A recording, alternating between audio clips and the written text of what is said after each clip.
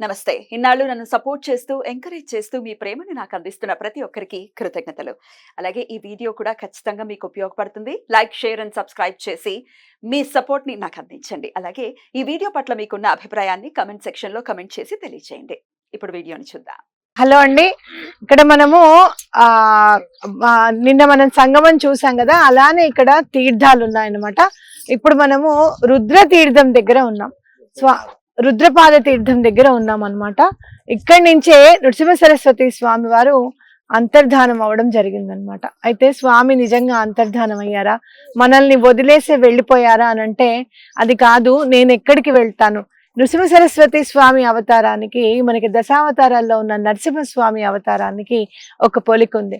10 అవతారాల్లోనూ దశావతారాల్లో లక్ష్మీ నరసింహస్వామి అవతారం మాత్రం చాలించలేదు స్వామి. మిగతా అవతారాలు చాలించారు కానీ లక్ష్మీ నరసింహస్వామి అవతారం మాత్రం చాలించలేదు. ప్రత్యక్ష దైవము పిలిస్తే పలుకుతారు స్వామి అనడానికి ఎంతో మందికి నిదర్శనాలు ఉన్నాయి. అలానే మన నృసింహ సరస్వతి యతీంద్రులు కూడా, శ్రీపాద శ్రీవల్లభులు కూడా వాళ్ళ అవతారాన్ని చాలించలేదు, గుప్తపరిచారన్నమాట. అంటే స్వామి ఇక్కడ సశరీరంగా కాదు, సూక్ష్మ రూపంలో స్వామి ఉన్నారు అని చెప్పి ఎన్నో నిదర్శనాలు మనకందరికీ కూడా వినపడుతూనే ఉంటాయి. అయితే ఇక్కడ మాకు వచ్చిన మా గ్రూప్ అందరికీ కూడా రుద్రపాద తీర్థంలో ఒక ఆయన ముసలాయన టెంట్ వేసుకొని ఉన్నారన్నమాట. ఆయన చాలా అంటే ఇట్లా యాత్రలు అవి తీసుకెళ్తూ ఉండేవారట. ఆయనకి సడన్ గా ఒకసారి పెరాలసిస్ వచ్చింది. భార్య లేకపోయేసరికి, భార్య లేకపోతే భర్త పరిస్థితి మామూలుగా ఉండదండి. అంటే అటు పిల్లలు కూడా ఎంతవరకు చూడాలో అంతవరకే చూస్తారేమో ఈ రోజుల్లో అని అనిపిస్తుంది. పిల్లలు కూడా వదిలేసారట. మరి పిల్లలు ఎక్కడున్నారయ్యా అని అంటే విదేశాల్లో ఉన్నారు, ఆయన్ని పట్టించుకోవట్లేదు. ఇలాంటి జీవితం ఎందుకు? ఆస్తి అమ్మేస్తే కూడా ఆ డబ్బును కూడా పిల్లలు తీసుకొని వెళ్ళిపోయి తండ్రిని వదిలేసిన పరిస్థితి. మరి తండ్రిని పిల్లలు వదిలేస్తారేమో కానీ ఆయన కన్న తండ్రి అయితే వదలడు కదా.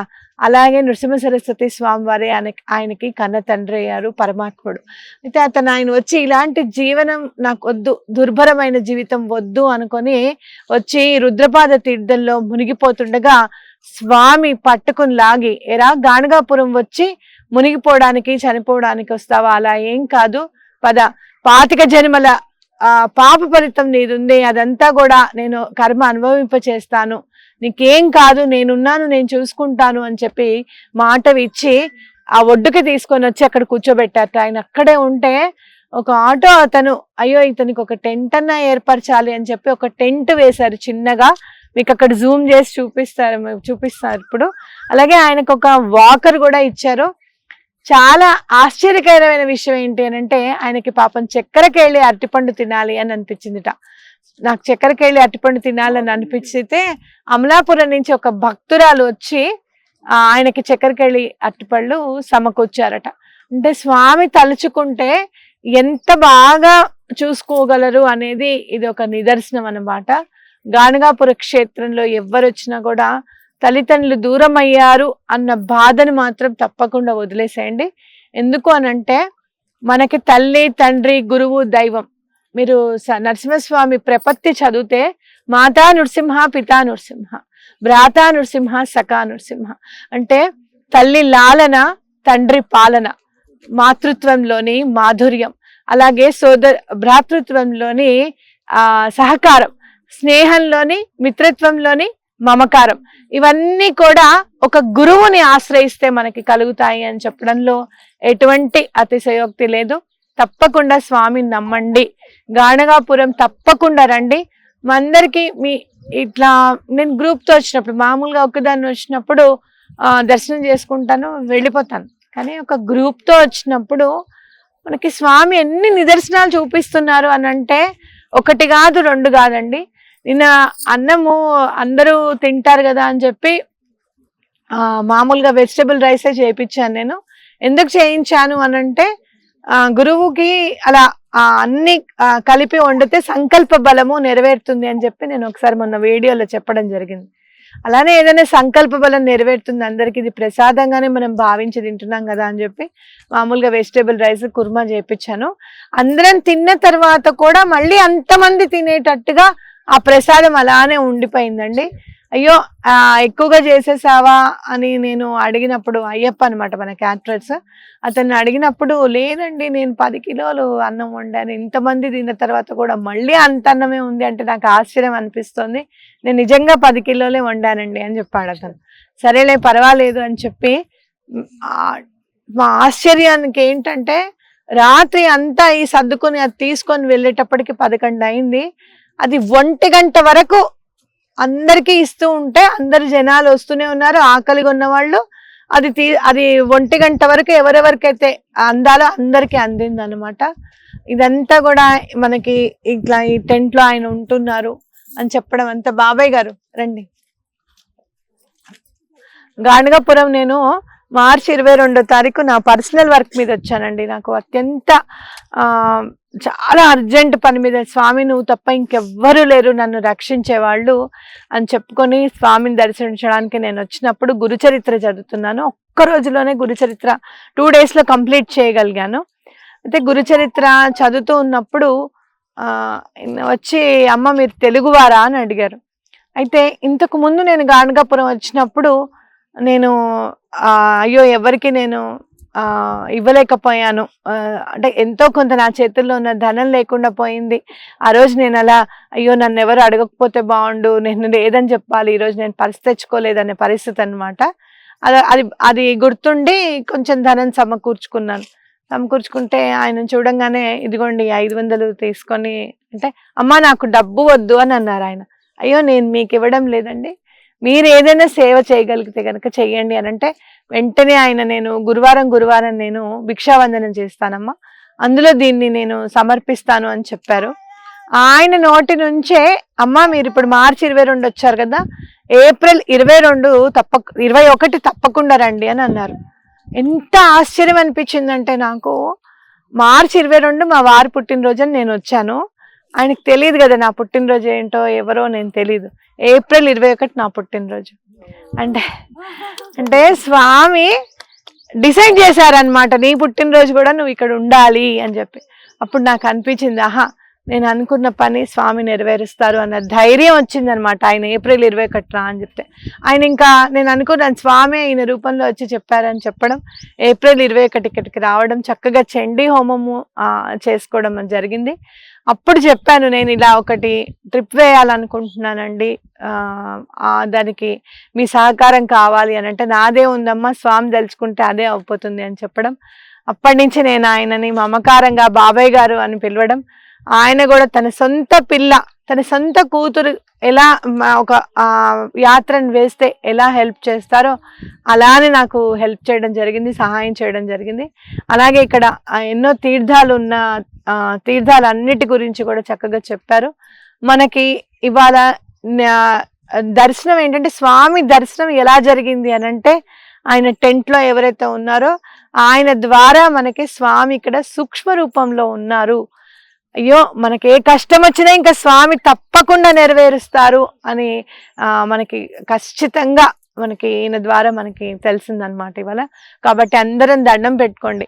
ఆయనకి ఏముంది బాధ, చచ్చిపోవాలి అని ఉంది. అంటే ఈ జీవితం వద్దు అనేంత కష్టమైతే ఇక్కడ ఎవరికి లేదు కదా. కోరికలు ఉన్నాయి, అయ్యో ఈ కోరిక ఉంది, అయ్యో అమ్ముంటే బాగుండేదే, ఈ టైంలో నాన్నుంటే బాగుండేది. నాకు అనిపిస్తుంది అరే ఇంత మంచి పేరు సంపాదించుకున్నానే, మా అమ్మ మా నాన్న ఉంటే ఎంత సంతోషించేవారో కదా అని అనిపిస్తుంది. కానీ ఇలాంటి వాళ్ళు కలిసినప్పుడు వాళ్ళ రూపంలోనే మా అమ్మ మా నాన్న నాకు హెల్ప్ చేస్తున్నారు, నా వెనుకే ఉన్నారు అని కూడా అనిపిస్తుంది. కాబట్టి అంత చచ్చిపోయేంత బాధ ఎవరికి లేదు కదా. ఏదో కష్టాలు ఉంటాయి, అవి స్వామికి చెప్పుకొని విన్నవించుకొని, నాయన నువ్వు తీర్చేసావు, నువ్వే తీరుస్తావు, ఇంకా నువ్వు తప్ప మాకు ఇంకా వేరే దిక్కు లేదు అని చెప్పి స్వామికి ఖచ్చితంగా దండం పెట్టుకోండి. ఎటువంటి పరిస్థితుల్లోనూ మీకు అందరికీ కూడా పనులు అయిపోతాయి. ఈ గాణగాపురం ట్రిప్కి వచ్చారు కదా, ఇంకొకటి మీరందరూ కూడా ఒక సత్సంకల్పం చేయాల్సిన ఆవశ్యకత ఉంది మనకి. అంటే ఈ నదీమ తల్లిలో నీటి చుక్క లేకుండా కనపడడం అనేది చాలా బాధాకరం. అయితే పాపాలు కూడా అలా పెరిగిపోయాయా అని అనుకుంటే కనుక మీరందరూ కూడా చేతులు మొక్కి గంగమ్మ తల్లికి, అమ్మ నీరుని ప్రవహింపజేయి తల్లి, పాపాలన్నీ తొలగిపోవాలి అని అంటే నీరు మాత్రమే క్లెన్స్ చేయగలుగుతుంది మనని. పంచభూతాల్లో గాలి ఎక్కువగా వీచింది అనుకోండి నుంచోలేం, జ్వాల దగ్గరికి వెళ్ళలేం. ఒక్క జ్వాల మనం ఏం చేయగలుగుతుందంటే అప్పుడప్పుడు మనం హోమాలు చేసుకుంటే హవిస్సు గనక మనకి ఇస్తే ఆ అగ్నిభట్టారకుడు దేవతలకి సమర్పిస్తాడు, అంతవరకు ఓకే. కానీ ఇమీడియట్ గా మనం క్లెన్స్ అవ్వాలి అని అంటే గనక వాటర్ చాలా ఇంపార్టెంట్, నీరు చాలా ఇంపార్టెంట్. కాబట్టి ఇక్కడ సంగమంలో నీరు లేదు అని అంటే అవాక్కయ్యాను అనమాట నేను, అయ్యో అని చెప్పి. అయితే ఏదైనా కూడా పంచభూతాలు చాలా ఫాస్ట్ గా మాట వింటాయండి. ఎటువంటి పరిస్థితుల్లోనూ తప్పకుండా వర్షాలు పడేలాగా చూడాలి, వర్షాలు పడాలి అని చెప్పి మేము అనుకుంటే విత్ ఇన్ సాయంత్రం మేము ఇక్కడికి వచ్చేటప్పటికి, మేము సంగమానికి బయలుదేరుతున్నప్పటికే వర్షం కురిసిందనమాట. కాబట్టి నాకు అనిపించింది తప్పకుండా ఈసారి మీరు దర్శనం చేసుకునే లోపల ఇక్కడ నదీమ తల్లి సస్యశ్యామలంగా నిండుగా కనపడాలని చెప్పి అందరూ దండం పెట్టుకోండి. ఇంకొక విన్నపం ఏంటి అని అంటే, మీరు ఇక్కడ స్నానం చేయడానికి వస్తారు కదా, ఆ స్నానం చేసిన బట్టలు ఇక్కడ వదలకండి. మనకి చాలా బ్యాడ్ నేమ్ వస్తుంది, మహాపాపం అంటుకుంటుంది. ఇంకోటి నేను ఎప్పుడు కూడా రెండు ఆలోచిస్తా, పాపం అంటుకుంటుంది ఒకటి, రెండోది మనకి చెడు పేరు రాకూడదు. మీ తెలుగు వాళ్ళే వచ్చి ఇక్కడ బట్టలన్నీ వదిలేస్తున్నారండి అని చెప్పినప్పుడు చాలా బాధ అనిపించింది నాకు. అదేంటి, ఒక క్షేత్రం పరిడవిల్లాలి అంటే తెలుగువాడు ఉండాలి. మీరు గుర్తుపెట్టుకోండి, అది నా మాట ఎక్కడైనా కానీ అది మాత్రం పక్క.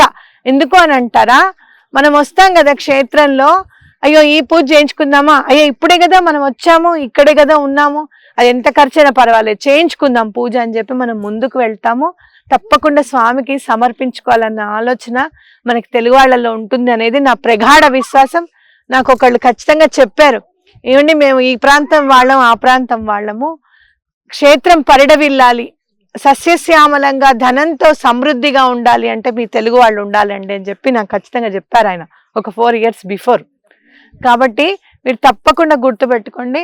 అలాంటి మనం ఎవ్వరం కూడా, తెలుగు వాళ్ళనే కాదు, ఎవరు చూసినా ఎవరికి అర్థమైనా కూడా, ఏ క్షేత్రంలోనా ఏ నది దగ్గర అయినా కూడా స్నానం చేసిన తర్వాత ఆ బట్టలు విడవకూడదు. శని పోతుందనో లేకపోతే నెగటివ్ ఎనర్జీ పోతుందనో అని అంటున్నారు. పొరపాటును కూడా అప్పటిదాకా మనం శరీరానికి కాపాడిన వస్త్రము మన నెగటివిటీని ఎందుకు తీసేస్తుందండి, ఒక్కటి ఆలోచించండి. అది దానికి ఏ వస్త్రానికైనా కూడా లక్ష్మీదేవికి ఎంతైతే ఇంపార్టెన్స్ ఇస్తామో బట్టలకి కూడా అంతే ఇంపార్టెన్స్ ఇవ్వాలి.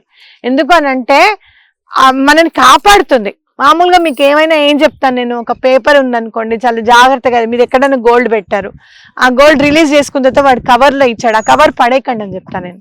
అది ఎక్కడైనా కూడా ఊరికే డస్ట్బిన్లో అట్లా పడేయకండి, ఏదన్నా తొక్కని జాగాలో వేయండి అని చెప్తున్నాం. అలాంటి కవర్కి అంత ఇంపార్టెన్స్ ఇచ్చినప్పుడు బట్టలకి ఎంత ఇంపార్టెన్స్ ఇవ్వాలనేది మనం నేర్చుకోవాలి. ఇక్కడ నేను చూశాను బాబాయ్ గారు, ట్రక్కులతో ఇట్లా లేపితే ఆ ట్రక్ లేవలేకపోతుందండి ఆ బట్టలు తీయడానికి. అంటే ఒక రాయినైనా లేపగలిగే శక్తి ఉన్న ట్రక్ ఆ బట్టల మూటల్ని లేపలేకపోతుంది అనమాట. అన్ని బట్టలు వదిలేసి వెళ్ళిపోతున్నారు.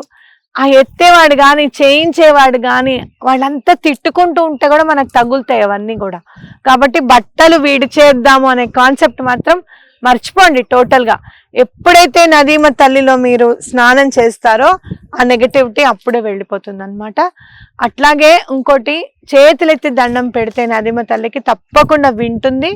నాకు మొన్ననే చాలా విపరీతమైన కష్టంలో ఉన్నారు, వాళ్ళు నా దగ్గరికి రాలేరు, నేను చెప్పింది చేసే పరిస్థితుల్లో వాళ్ళు లేరు.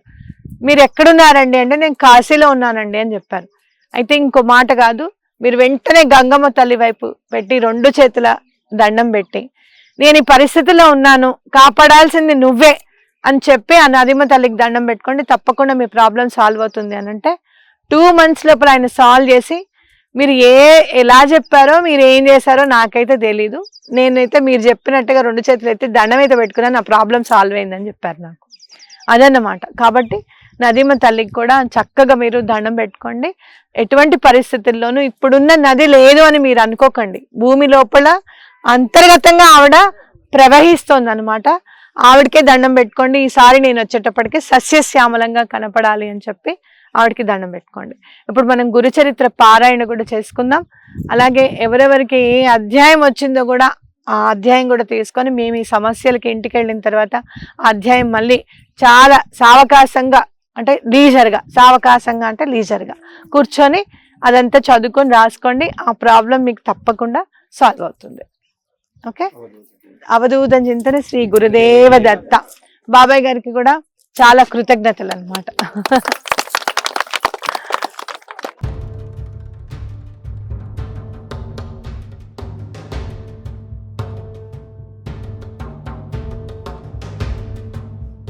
కరెంట్లో ఒక యూట్యూబ్ ఫోటో ఒకటి వచ్చిందమ్మా, హిందీలో వాడు షూటింగ్ చేసినట్టుగా తన దగ్గర కూర్చొని అరగంట సేపు మాట్లాడింది. ఆ, తాతయ్య నువ్వు ఇక్కడ ఉండు, ఆయన పిలిపించాడు. నేను కూర్చోలేని వాడిని ఒక సంవత్సరం without any medicine, without any doctor, yes cured అమ్మా. నేను మందిరం పోయి స్నానం చేసిన తర్వాత లేదమ్మా, మీరు అందరికీ చెప్పారు ఒకటి, ఎన్నైనా చేసుకోండి, it all your responsibility, but ఇన్ని మాత్రం మర్చిపోతామా. Is a real doctor. బాగున్నాయి. నేను బ్రాహ్మణి ఎంఎస్సీ చేశాను, అమెరికాలో డాక్టర్ని చేశాను, కొట్టుకోవాలను ఐటీ చేశాను. అవన్నీ లేమ్మా, అన్నీ కష్టపడేసి ఇక్కడ పెట్టి నాకు ఎన్ఆర్ఐస్, హిమాలయస్ పరిచయాలు, కేరళలు అందరూ వచ్చిపోతుంటారు, కొంతమంది చచ్చిపోతూ వస్తున్నారు. వాళ్ళందరికీ నేను ఏదో బోధ చేస్తానమ్మా.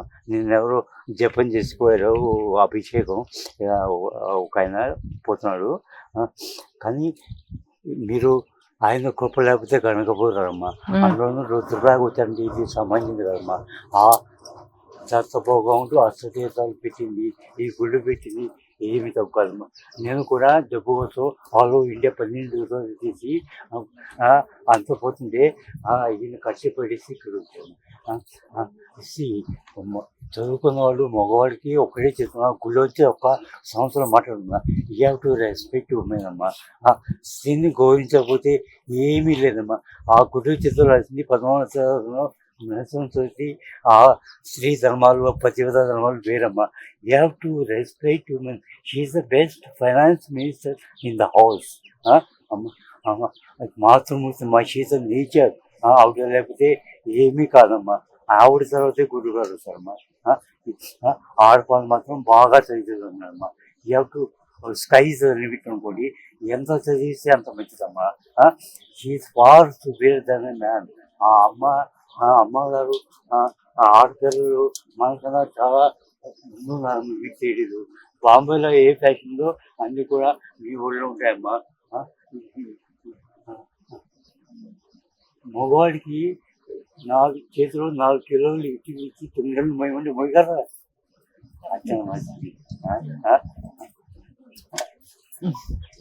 మీకు చెప్పేందుకు అడుగు, ఈవిడ ఎంత బాగా చెప్తుంటే మీరు